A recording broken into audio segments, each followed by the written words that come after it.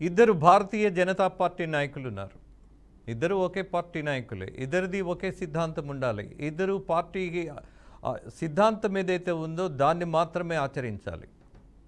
మరో విచిత్రమైనటువంటి వాతావరణం బీజేపీలో కనిపిస్తోంది. ఇద్దరు బీసీ నాయకులు అంటారు.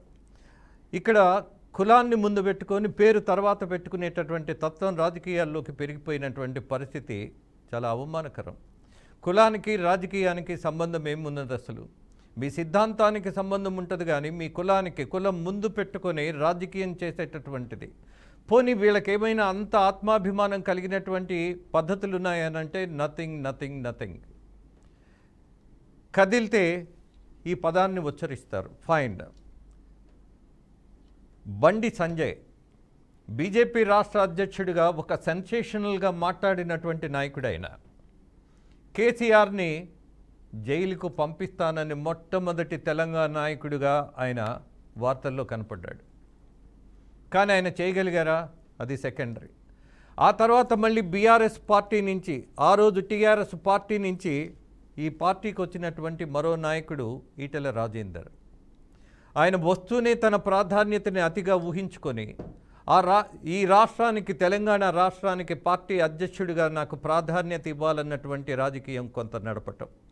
బట్ పార్టీ ఆయనకి సముచితమైనటువంటి స్థానం ఇచ్చి ఎంపీగా పోటీ చేయించి ఆ పార్టీలో ఇవాళ ఎంపీగా ఇవాళ ప్రాతినిధ్యం వహిస్తున్నారు హైదరాబాద్ నుంచి.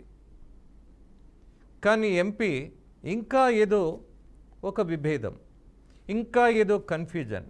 అసలు ఈ బీజేపీకి సంబంధించిన నాయకులను, ప్రధాన నాయకులు మనం ఒక ప్రశ్న వేయాలి. బీజేపీ భావజాలం పూర్తిగా మిగతా రాజకీయ పార్టీల కంటే కూడా విస్తృతమైనది, బలీయమైనది. ఆ సిద్ధాంతం తప్ప ఒప్ప అన్నటువంటి చర్చ ఇప్పుడు కాదు. కానీ బట్ వాళ్ళు నమ్ముతున్నది ఈ దేశం మొత్తం అత్యధిక శాతం ఉన్నటువంటి హిందువులకు సంబంధించిన ఆధిపత్యం ఉండాలి, మిగతా వాళ్ళందరూ మైనారిటీసే అన్నటువంటి వాదన, విభజన ఎప్పుడూ కనపడుతుంది. కానీ వాళ్ళ బండి సంజయ్ కేంద్ర మంత్రిగా ఉన్నారు, దట్టు హోంశాఖకు సహాయ మంత్రి. ఆయన ఎలా మాట్లాడాలి? నాకొక మతం పేరు నా నోట్లో ఉచ్చరించకపోతే నాకు ఊపిరాడదు, మిగతా వాళ్ళు నాకు మిత్రులే కాదు అన్నటువంటి ఆయన తీవ్ర వాదం అది.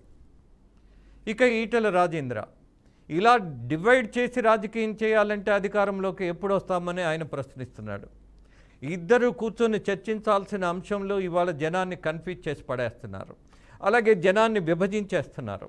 అలాగే కొన్ని మతాల ఒకరి పట్ల మరొకరికి ద్వేషం పెరిగేటటువంటి వ్యాఖ్యలతోటి అనవసరమైనటువంటి రాద్ధాంతం సృష్టిస్తున్నారు.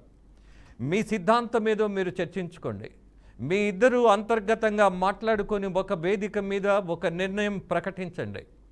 అంతేగాని ఒక్కొక్క నాయకుడు ఒకే పార్టీలో ఉండి విభిన్నమైనటువంటి వాదనలు చేయటం, మీ ఆధిపత్యాలకు మీరు గనక ఇలా కలబడితే మీ పార్టీని మీరు పెంచడం కాదు, తుంచటం అవుతుంది.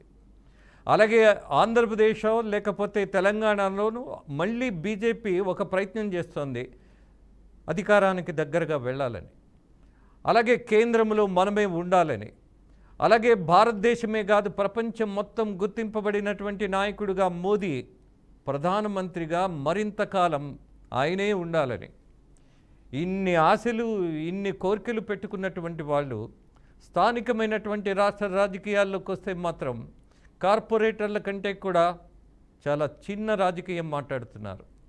సునిశ్చితమైనటువంటి విషయాలను, సున్నితమైనటువంటి అంశాలను అనవసరమైనటువంటి రచ్చకీడుస్తున్నారు, లేనిది సృష్టిస్తున్నారు, ప్రమాదాలకి కారణమవుతున్నారు. ఎస్, బీజేపీ సిద్ధాంతం ఏంటి అన్నది ఇద్దరు నాయకులు మాట్లాడుకోండి, అప్పుడు బయటికి రండి. ఎవరు పడితే వాళ్ళు మీ ఇష్టానుసారం మాట్లాడితే పౌర సమాజం ఒప్పుకుని భరించే దశలో లేదు మిత్రమా. అలసిపోయారు. ఈ రాజకీయాలకి, ఈ సంకుచిత భావాలకి జనం అలసిపోయారు. వ్యతిరేకించే పరిస్థితుల్లో, పద్ధతుల్లో రాజకీయం ఉండొద్దు, నమ్మించే దశలో ఉండాలి. అలాగే నమ్మకం పెంచేటటువంటి పరిస్థితుల్లో మీ మాటలు ఉండాలి. మీకు నేను సూచనలు ఇవ్వట్లేదు, సలహాలు ఇవ్వట్లేదు, కానీ జనం పట్ల, ఫర్ ద పీపుల్ రాజకీయం ఎలా ఉండాలి అన్న దాని మీద మాత్రమే నొక్కి చెప్పాల్సిన అంశాన్ని మరీ చెప్పేటటువంటి ప్రయత్నం చేస్తున్నా. బండి సంజయ్ బాధ్యత కలిగినటువంటి కేంద్ర మంత్రి, అలాగే ఈటెల రాజేంద్ర బాధ్యత కలిగినటువంటి బీజేపీ పార్లమెంటేరియన్. ఇద్దరు ఒకే పార్టీలో ఉన్నారు. ఇద్దరు విభిన్న వాదనలతో వార్తల్లోకి ఎక్కితే పార్టీకి నష్టమా లేదా అన్నది సెకండరీ. బట్ పౌర సమాజానికి మాత్రం నష్టం.